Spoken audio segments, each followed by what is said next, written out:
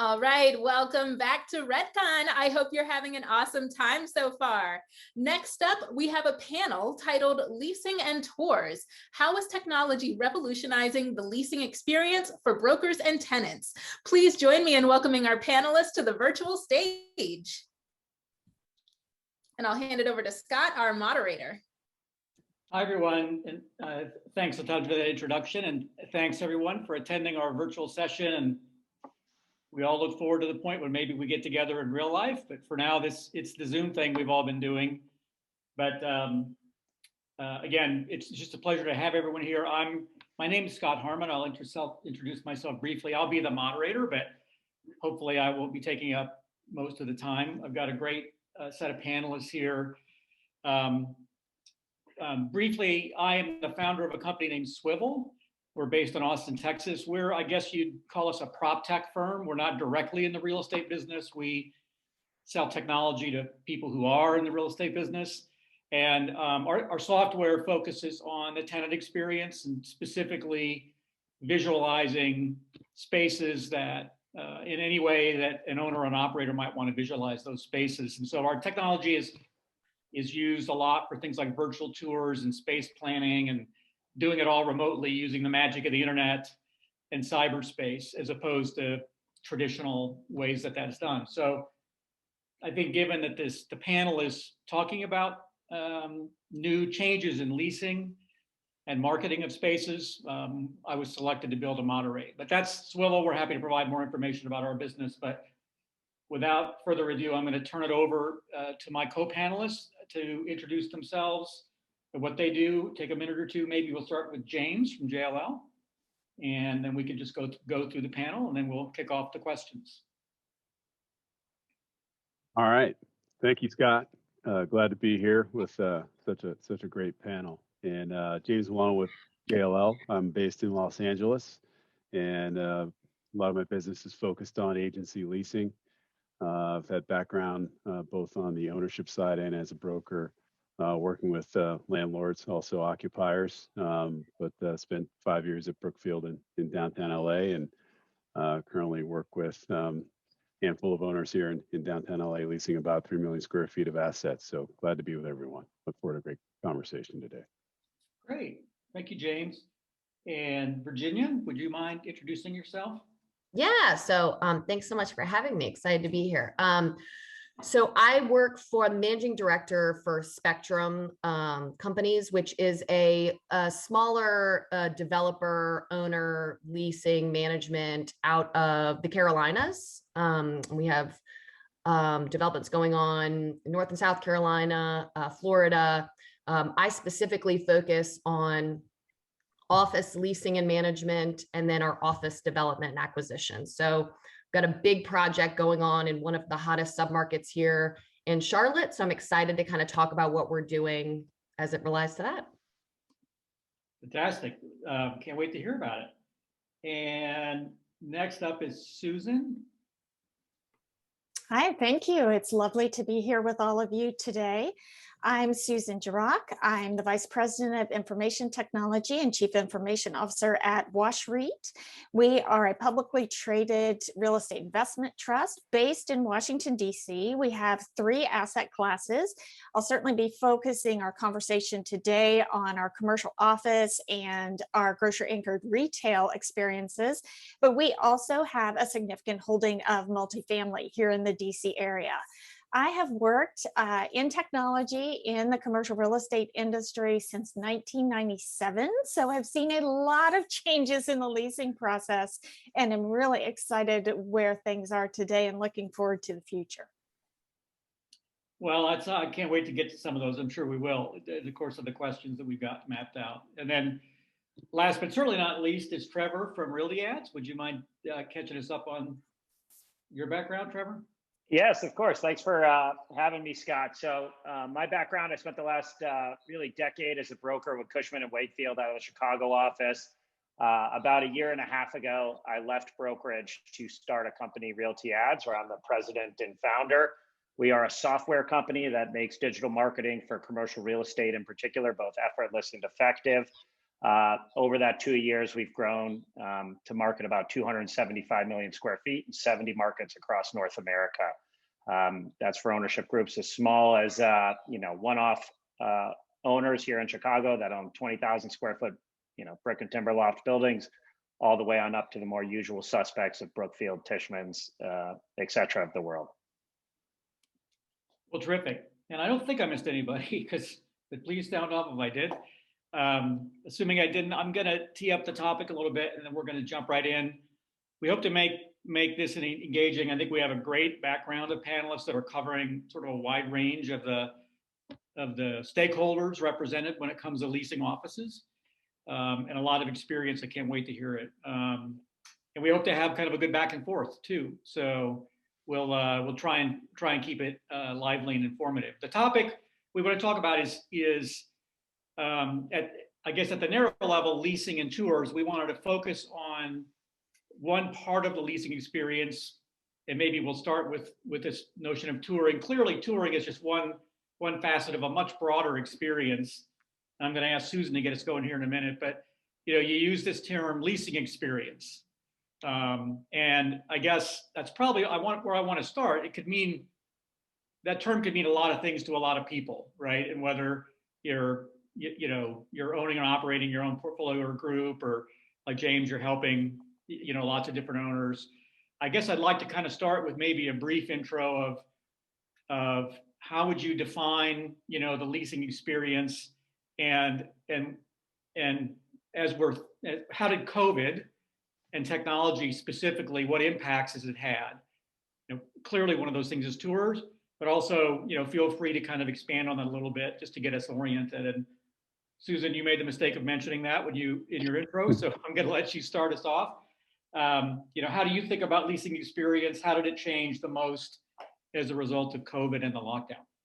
And I'm sure you all have heard this said in other conversations that you've had, but one of the things certainly we as a company, and especially we as commercial management technologists have remarked on, is how COVID really pulled the future forward and made technology that probably would have taken years for people to accept as something that they would be willing to work with. It made it acceptable in days or weeks. And one area that we've always been a little bit behind in our multifamily brethren is they've been a little more forward thinking as far as virtual tours and some of that capability. And we had a lot of catching up to do on the office side. It's still very, very much a relational experience. And I'm certain, James and others on the call can talk about that and how they feel about that technology. But for us, we started seeing a lot of companies saying, we realize we can't come on site. We realize that we have space needs. We need to take advantage of this technology. And if you can't provide it, you're not on our list. And so it really forced companies to move very, very quickly into making that easy and simple for companies to do that, and to allow them the flexibility of looking at space the way they want to see it. Oh, I'm sorry. That's it. I just want to. So you actually had folks in the last 12 months say, if you can't deliver us a virtual experience, we're not going to put you in the survey. Like you're not going to be presented as an alternative. Yes. You saw that trend. Okay. We did. Interesting. Fascinating. Well, that's terrific. I guess since you were mentioned, James, I'm going to throw to you. Just kind of same question. Yeah. When we say leasing experience, what does that kind of mean to you? And then, kind of following on from Susan's comment, COVID has accelerated things. What's changed the most as a result of COVID, just even in the last 12 months, as it relates to the leasing experience, the way you think of it? Yeah. Well, maybe, it might be helpful to, let's all just kind of think and reset a little bit too, and just kind of think about where we've come from, right? Not so long ago, when I first started in the business over, 20, 25 years ago, it was a leasing sign in front of a building. That's the only way someone knew that there was space available, right? Then CoStar shows up and online listings, right? And things transformed into, how do you get more eyes on your asset to get people through the building? And it depends on market by market. Here in Southern California, a lot of the activity is generated by brokers, right? So we had to figure out ways of getting stuff in front of brokers. So then it was the email campaigns, right? You had your email, you had your flyer, you had your brochures. You were trying to pump that information out to get people in to see your building, right? So if we talk about, how do we get people to come through? And with the advent of technology, we looked at ways to enhance the tour experience, right? When someone gets there, do you have the right collateral? So it was hard printed, right? Now we're going to digital. So, as we, as the evolution of, prop tech has grown, and people are looking at ways to disrupt our industry, which, to Susan's point, needs it, right? We're kind of late to the game if we look at, other industries, right? COVID really just accelerated that, and it totally disrupted that experience of going and seeing a building because you couldn't do it, right? And so, obviously, you had to go in, you had to get video of a space, you had to get renderings of a space, you had to figure out new ways to give someone a similar experience to walking in a building. So I think it's a great thing. The ability to, get your spaces broadcast to a wider audience, not just in your local market, is important. But, we also have to think about our customers too, and how they are accessing information right on a daily basis, and working with their brokers and making sure their brokers are getting all of the data that they need to, obviously show your building in the best light at the end of the day. So, while it did change how things were done, it was, to the extent a broker could get in a building during COVID, they would go on FaceTime and they would just walk around with their phone and show someone a space, right? And you think about that, like, okay, well, they're seeing it, but is it better to see it in 3D in a rendering? Is it better to see a photo? They're not there, but there was something about a person still wanting to have a live shot of the space, even if it was virtually, right? Versus looking at a rendering or a 3D. So we know, and I think that kind of tells us that ultimately people are going to want to touch and feel real estate, right? It's a real asset. It's something you can touch and feel. So, so we had to look at ways to, kind of marry those two experiences, technology, and, experiencing things, whether virtually in person, and just, really to, get people to our buildings and ultimately drive asset value. Yeah, well, that's really interesting. And I'm already free ranging just because your comments are so interesting. But I want to go to Trevor because you brought something up, James. I'm going to rephrase it and see if I got it. So there's both, can we offer people this rich experience in a remote way, right, with a virtual tour? But then you mentioned another topic, which is really interesting, which is sort of almost, I call it a channel, like how do we reach the tenant? And traditionally that's been about educating and equipping brokers, tenant brokers, to be able to, understand your asset. But Trevor and other companies are actually experimenting with ways, marketing techniques that aren't, not getting rid of brokers by any imagination, but marketing sometimes more directly to tenants, right, that might be in the market. So I wonder if I could get you to pick up that on Trevor and talk about trends you've seen from COVID as it relates to how these spaces are getting promoted, whether it's to brokers or to tenants themselves, and just how you've seen COVID impact that. Yeah, even just early on in the conversation, there's a couple, buzzwords, if you will. So I would describe leasing experience as anything that happens all the way up until that lease is signed by the ultimate decision maker, right? At which point in time, it then would become a tenant experience. They've executed a lease for space in the building. Almost by default then, or definition, they're a tenant. So within that leasing experience is where RealtyAds sort of lives. And the other key word that Susan brought up is this notion of relationships. We think, and I personally think, after 10 years in brokerage, that commercial real estate is a relationship business. A fundamental component of fostering and building relationships, either with people you've known or new people, is of course communication. So what RealtyAds is doing is we're just creating a new mode of communication with the market. We're empowering someone like James to go from educating someone on a 20-minute tour to, getting touch points on all decision makers in that process, be that the local tenant rep, be that the tenant rep in Manhattan who referred the deal into Chicago, be that the ultimate end user. We are responsible for opening up those lines of communication and fostering those discussions with brokers, with end users, et cetera. So, you know, for us, it's less about, are we going to replace someone, or, you know, either a person or a part of the process. I don't think that's going to be the case. I think what we're doing is we're trying to empower the Jameses of the world to continue to educate those customers, right, on why they need to be leasing space in his building as opposed to that alternative option down the street that maybe doesn't have the same characteristics, or in James's opinion, the right characteristics that that firm needs to have a long-term happy occupancy at the asset. Fantastic. And Virginia, what are your thoughts on kind of just that general, you know, topic, leasing experience? What has COVID meant? What have you seen in your assets there in Carolina, and what changes have kind of come about as a result of some of these big dislocations we've been through together? Yeah, so obviously I'm a champion of this, but we see, especially a city like Charlotte being a winner out of all of this. We're seeing a lot of movement from the Northeast and out West, moving to affordable cities, just with, you know, Nashville and Charlotte being just examples of that.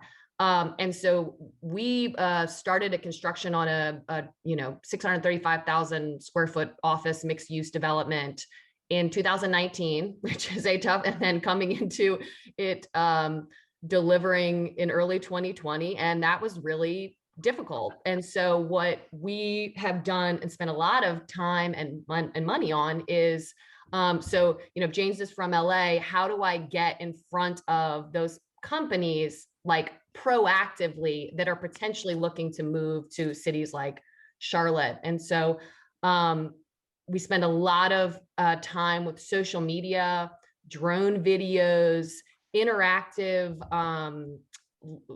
maps showing exactly with arrows how to get to the site and where you're, like, kind of how you're going into it and what's around it, and trying to be very interactive with the materials that we're putting out there. So it, like, it's not just anymore like, here's a brochure, click on our website, but the website's like really interactive and really colorful. And there's 50 renderings of every angle that it could be. So we're spending a lot of energy and time trying to, if they're not gonna, it's a big company that moved out of California to Charlotte, and that it took them a long time to get here. And so we had to kind of create the buzz and create some imagery around, why they should be looking at our project. And so that just takes a lot more marketing dollars than it probably did before, and a lot more energy focused there. So.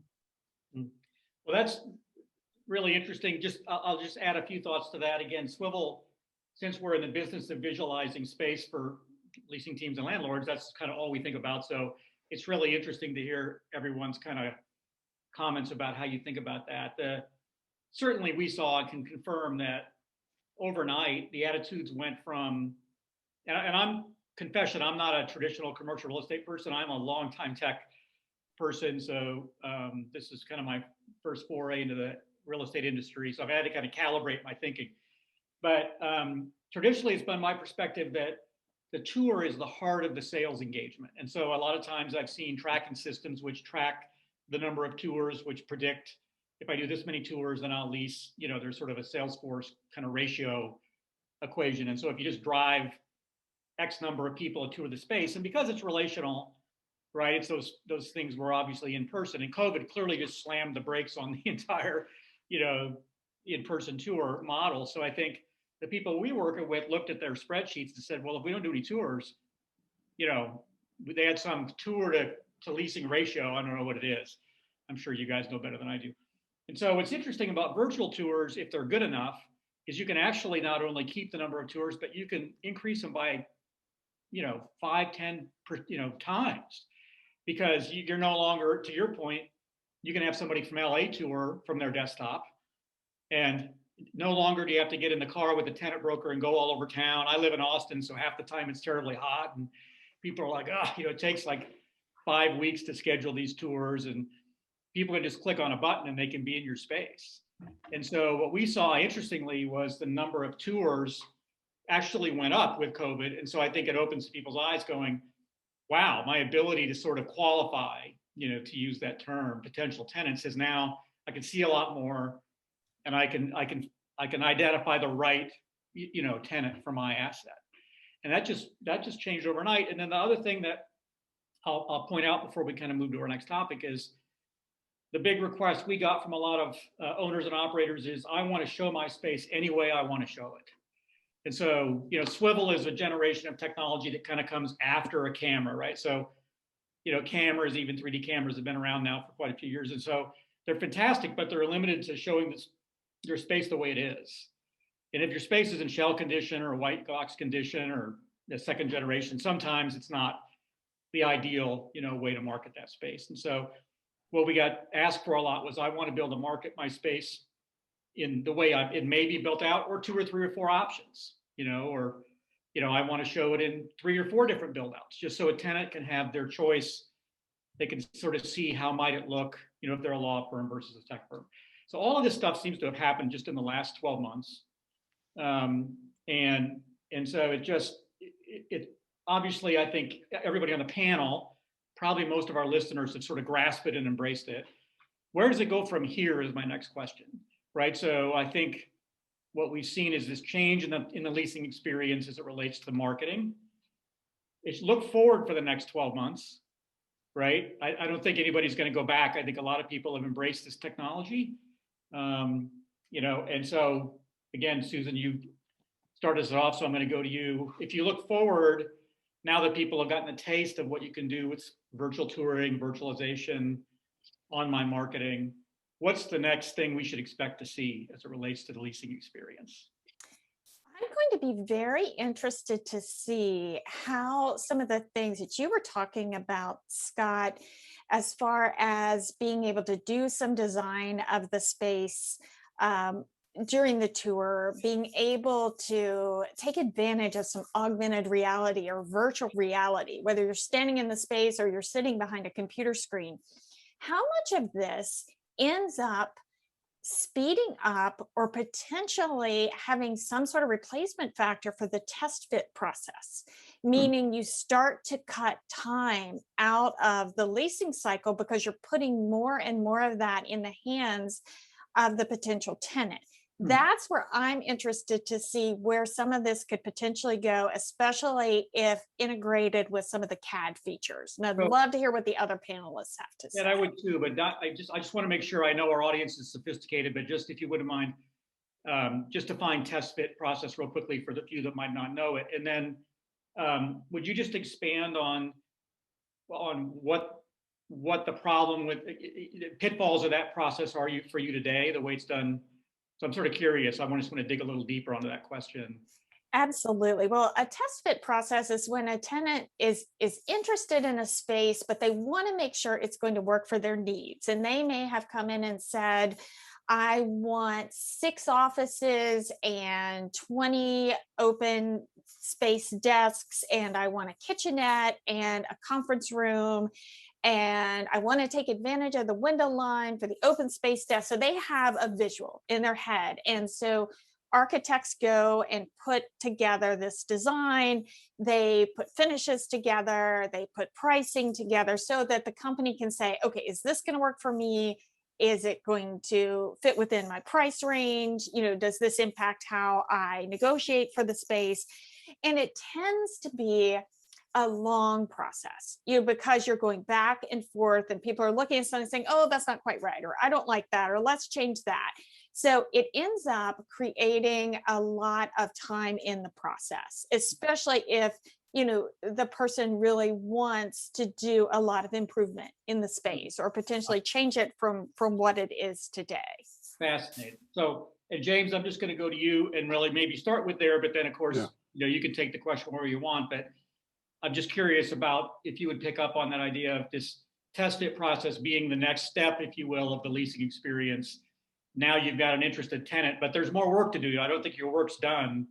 I'm guessing in the leasing agent business, you can't go, oh, great. I can, my job's done. You're right. Look, and it's, you know, that's the one thing that you know, everyone who has, you know, kind of seen the opening within the, you know, we'll call it prop tech, right? Of how do you get the tenant to visualize what the potential is of a space, right? And you have to be able to do it on, you know, do it quickly, do it nimbly, right? So so JLL, you know, we've invested a lot in technology, right? And part of that technology has been focused on our tenant rep brokers and their engagement with the clients as they're, you know, selling our services and getting hired, and sort of advancing some of that thinking. So when they do go to market, they kind of have a better idea of what they want, right? So they're educated, they have a short list of buildings, you know, they're able to do things, you know, virtually before they go out, and they know what their program is, they kind of know what the feel of the space they want is, right? So I think what's important for landlords and owners and in landlord brokers is to be able to quickly and effectively showcase different spaces in different ways, as Susan just said, right? And so then how do you do that, right? You know, is VR going to be the next thing? Potentially, right? But I just, you know, it's kind of hard. You know, you got to get somebody to get the goggles. They got to put them on, right? And you know, how's that really going to feel? Do you do it in the building? Do they do it at home? I think, you know, as VR becomes more pervasive, maybe we'll get there. But I think now, you know, mostly it's the good old phone, right?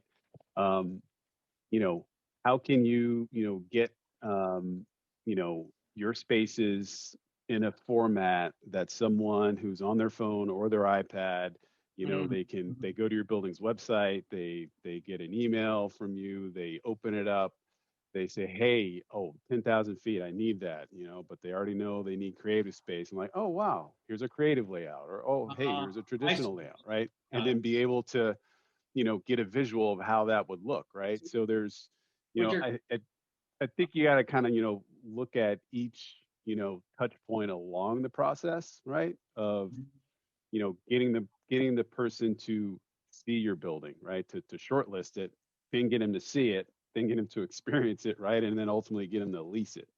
So it's there's just a lot of different you know, angles, and I think you're going to have different tools for different pieces of that process there in order to, you know, ultimately get to that lease. Which that is incredibly interesting. Obviously, I could talk about it forever, but that's not my job as the moderator. So I'm going to hold my. No, it's all right. You're welcome to chime in. I mean, that's why you guys are doing what you're doing, right? I mean, I always get in trouble when I go too deep. So I'm going to what I want to do is take the same question I threw you, James and Susan, throw it to Virginia and then Trevor, which is, you know, we've seen just an enormous amount of change. I like the way you phrased it, Susan. Probably as much change in the last 12 months as in the prior 19 years in sort of how technology is being used in commercial leasing. And I agree, by the way, with your comment about multifamily sort of sometimes being a little more early adopter than office. But so my question is, what's next, right? Like what do you put on your prognosticator hat, Virginia, and say,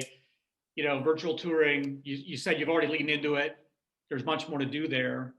You know, Susan just got done talking about the test fit and sort of space planning piece. What do you see next in terms of how you think about your properties, where you see potential for this kind of technology? Yeah, I mean, I think the good things that have come out of this, not that we can say good things out of COVID, but have really accelerated us using like every opportunity to use technology at the different pieces. I think somewhere that we are starting to get excited about is technology. Like, so once they're a part of the building, how do we keep them engaged at the property and excited about the property so that they continue to lease there for eternity? And so we've started to explore a lot of those like Lane and HQO, and it sounds like your organization does some of that really focus on the experience once you're there and making the office not as boring as office seems, and making it more hospitality focused, more concierge driven. And with that, like apps that you know, make your coffee orders very easy, that make you going to a yoga class at a park next door that we've already programmed for you easy. And so that's where we're starting to get like, it's, we're trying to use everything we have right now to get people there. But then once you get them there, like, how do we show these decision makers, like, you want to be here for the long term, and this is why we're really making this focus. There's a whole, that's the tenant experience, thing, and there's probably another panel on that. We could go into that too. I wholeheartedly agree. A lot of it's, again, we've seen multifamily kind of set some of those patterns as a way to have more of a sticky, Hotel California, you can enter, but you can never leave kind of thing. From my own perspective, I think that one of the things we're seeing is that another assumption that's changing once you sign your lease is, I think traditionally people thought once you sign your lease, that's it, you're in. Like the space is designed, you never change it, your workforce never flexes, you're just, now you're just occupying the space, right? And increasingly we've seen a lot of attitudes from the tenant side saying, we need a more dynamic experience in the space. We need to be able to reconfigure it. It needs to be flexible. This whole, who knows what hybrid means? Like, nobody really knows, right? Who's coming back, how they're going to use it, right? So, and at some level, oftentimes I think owners or landlords have kind of said, look, that's your problem. You lease the space, how you use it is up to you. But I think we're also going to see some uses of this technology, like, what if I want to redesign it? What if it's not keeping up, with what I thought my workforce was going to be when I signed this lease 3 years ago. So I do think that you're right. We're going to see this technology in the post-lease phase of life as well. Well, Trevor, same question to you then. Touring and virtual experience, connecting with spaces online across the country through social media platforms is all happened in 12 months. What do you see next? Yeah, I mean, it's funny. A lot of people that have given their responses were talking about product. If James is referencing goggles or something, but I think that's a big challenge. I think what's next and right in front of our eyes is improving process as opposed to product, right? And James, articulated a couple different times throughout. We got to do this and then this and then this, and it's like advancing the customer through this entire leasing cycle.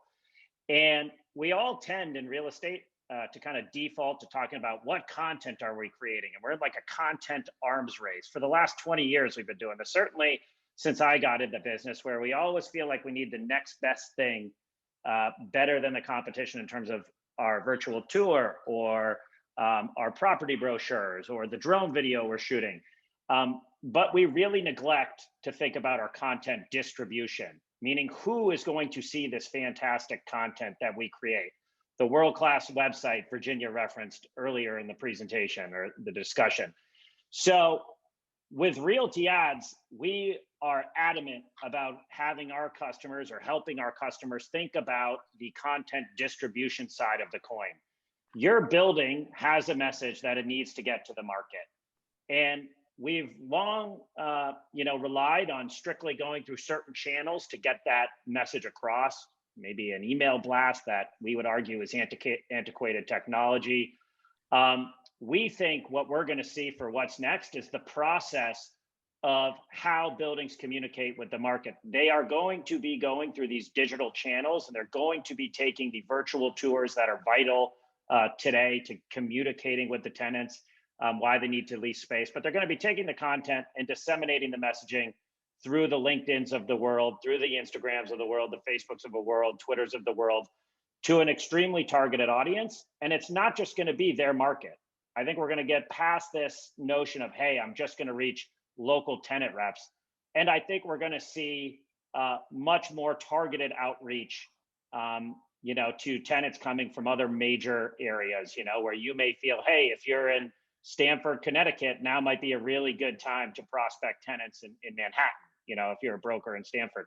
So we've seen that already going on. And I think it's that process of leveraging new channels to communicate more effectively, your messaging. That's what I think will ultimately be next versus some strictly product, right? That we invest a ton of money in a product and to showcase our building. But then unfortunately, it never gets the numbers. And, I guess as a broker, I'm adamant about this fact that moving space has a lot to do with playing that good old fashioned numbers game, right? You talked about it too, Scott, with tour to lease ratios, but we're never going to get the eyeballs we need on our building unless we start to leverage these new channels. And I think that's going to be, what's different, what's next. It's that process. Yeah, I mean, look, we have the occasion to partner with your company, so full disclosure, but I think what you're doing is very exciting. I think that top of the funnel sort of digital distribution and advertising is something that just in the last 15 years has exploded in sophistication. And it's exciting for me to see it come to the office, office leasing landscape. Targeting is as anybody who knows who's, said a word and seen that thing show up on their phone the next day, can relate that targeting is a powerful technology. I also think, and I'd be interested to hear James about this, not to take the reins from you, Scott, but I also think we really do ourselves a disservice, and it applies to everyone on this panel when we market our buildings, when we put all our eggs in a 20-minute tour, to try to educate a user on why they need to be in our building the next 10 years. So as, a broker, we're going to go look at James' building, then you're going to look at the building across the street, then you're going to go 20 minutes later, you're going to go be doing that. If you don't have a digital record of your building, there's no way to educate that tenant from the moment they walk out your front door all the way up and through lease execution. So yeah, no, that's right. If I could jump in, Trevor, it's interesting because I think Susan and Virginia as property owners, I think Virginia hit on it, that the tenant experience. I don't think you can really divorce that from the leasing process, right? So. And to your point about social media and different channels, right? The thing about social media that makes it what it is it's FOMO, right? It's it creates this fear like, oh, I see what's going on here on my Instagram or my Facebook or LinkedIn, and I'm missing, like, what is this? I got to go there. I'm missing out, right? So what we've seen is that owners are looking at their assets. They are looking at them as, more like hotels, right? And going into hospitality and concierge and cultivating the experience, right? So how do, what I think about, with my partners and our owners is that, hey, how do we communicate, the tenant's experience, right? How do we touch their day throughout the property? And then how do we take that and try to distill it and get it out there to the market to make them say, oh my God, I got to go to this building, right? Because every building is trying to differentiate themselves versus competition, right? So to your point, if you're going on a 10-building tour in downtown LA, things just tend to run together, right? But if that, 10-building tour includes, like, hey, I got to go see this one particular building, they're going to go in there knowing they want to see that building, knowing that there's something that they've seen that kind of touched them versus, vis-a-vis an experience, right? That's potentially there, right? And then so our job is to make sure we deliver it when they show up. So I agree, that it's the channels are important, right? Because again, it's setting yourself apart. You get them there with touches, they go see it, and then after they leave, they're still, being, having the building put in front of them. Trying to just summarize some themes from the last 15 or 20 minutes across, several of y'all's comments. What kind of is occurring to me is a more tenant-centric experience, right? That, whether it was like Susan, things you talked about where they can experience the space the way they may want to occupy it, or experience design options quickly without having to, engage architects for a month, and keep the leasing process and decision-making process moving. And then, also experiencing it through the media that I want, as you guys mentioned, and through the channels that I want, right? That are the way that I'm starting used to consuming other things, or learning about them, right? And so this is all obviously consumer driven. We're a consumer driven country, and it sounds like that's a kind of a common denominator. But we probably reached that point in the proceedings where I'm going to get demerits if I don't ask the question that everybody talks about in our industry.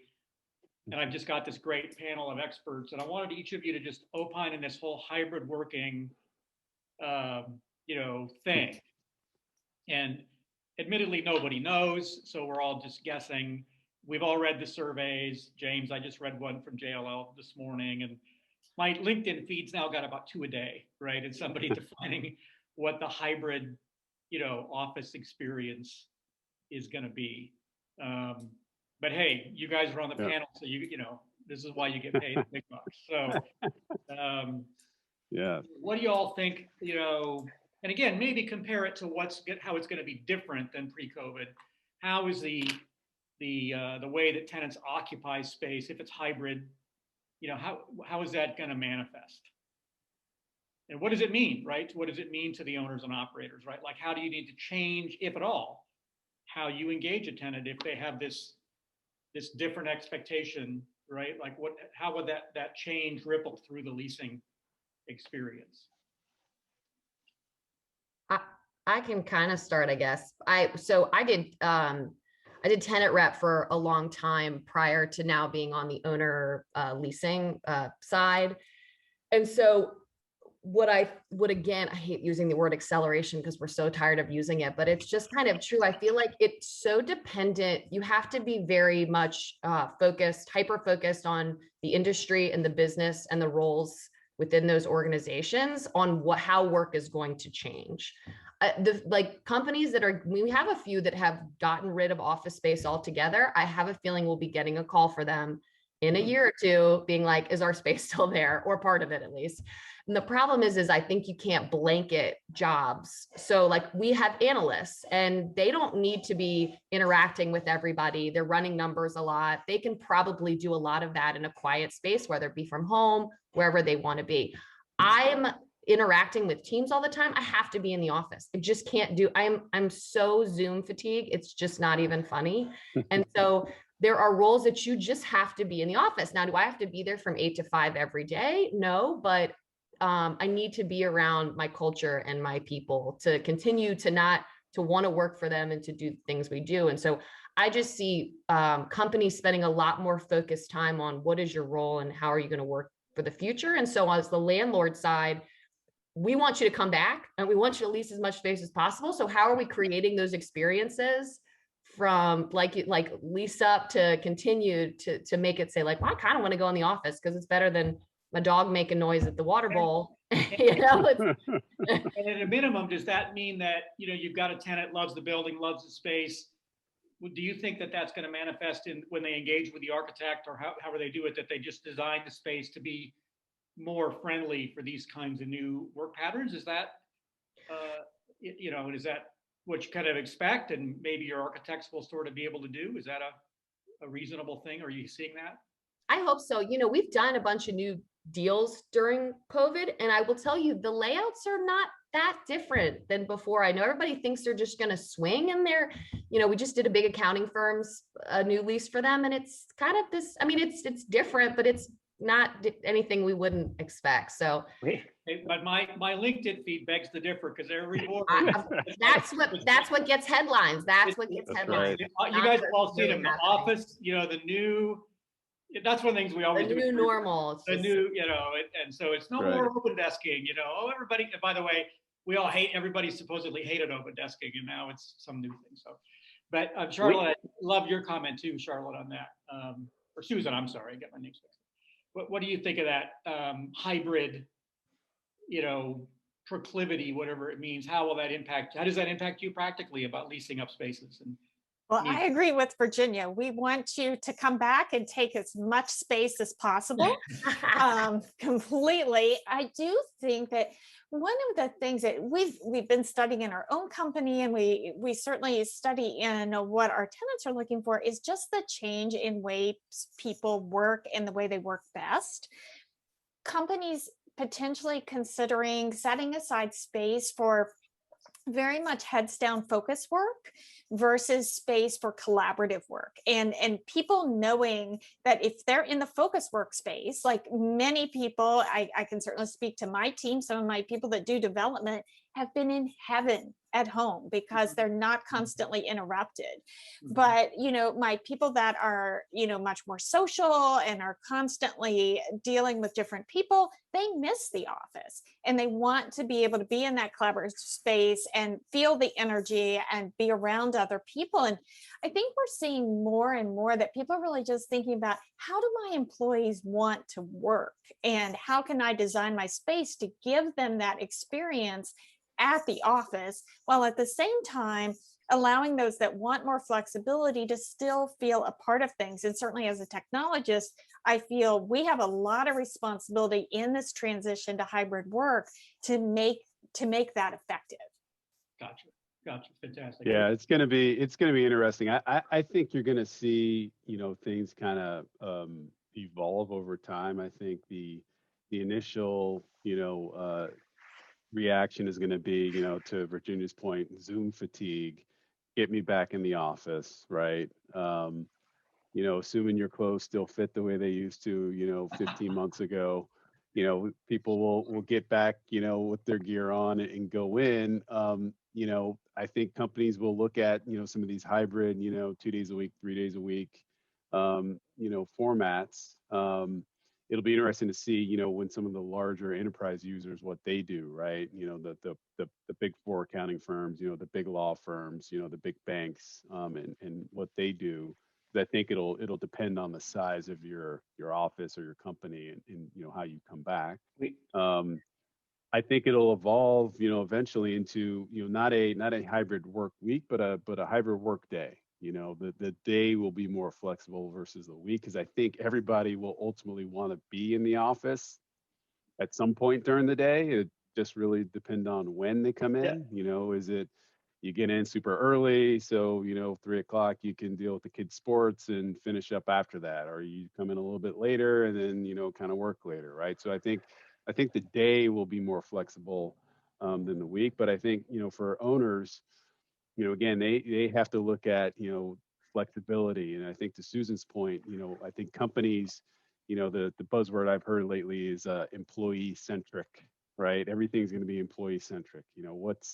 What's best for the employees' health, well-being, right? So companies will create spaces, to Susan's point, for people to do heads down work, but also to meditate, or to have small meetings, or have outdoor space, right? So owners are going to have to look at, hey, how do we make our buildings amenable to companies that want to provide these varied environments for all their employees? And I think the big thing too, in a lot of cities is parking, right? If my company doesn't pay for my parking and I'm an employee, but I'm only there 3 days a week, do I buy a monthly pass, or do I go daily? Do I try to, commute? But then if I commute, is that going to take me an hour? Is it going to take me 30 minutes, right? So there's a lot of things that'll go into, that one employee's decision about, whether or not they buy that monthly parking pass, because landlords want to sell as many as they can. But I think, ownerships need to look at, hey, do we, work on some sort of utilization, model for our parking for these employees who want to provide or companies want to provide their employees flexibility. So there's a lot of different, things that are going to come up. Trevor, we're running it down. You're giving the 2-minute notice, but we got 2 minutes here. Why don't you share? All right. Well, no, I mean, just anecdotally, I thought what Virginia was saying was spot on. I mean, we just went through this practice with our own company since COVID has started. We just, we've increased our total square footage and increased our square footage per employee. So what I found interesting is we gave everyone the option to do as they please, but we ultimately didn't see much difference in how our space laid out, because even if someone wants to work from home 3 days a week or 2 days a week, and we've got computer engineers who could work from anywhere in the world as long as they have an internet connection.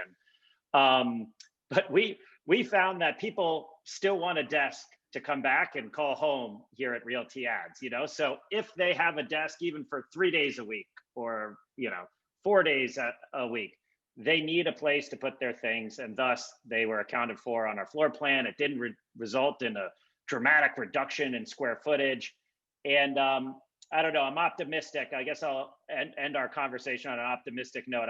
I'm optimistic that, when you look at the strength of everyone's balance sheets coming out of COVID, and some of the major users in America are more profitable than they've ever been, when you come to see companies put a premium on personal space, Hopefully that will result in larger leases, just like it did for RealtyAds. And I think hopefully for our customers, for the brokers out there who I know have had challenging circumstances in 2021, it'll be a far more fruitful 2022, given those variables. That's a great way to wrap it up. I just want to, again, so many themes. I love this stuff. I could probably spend all afternoon, but I think we'd lose a few listeners.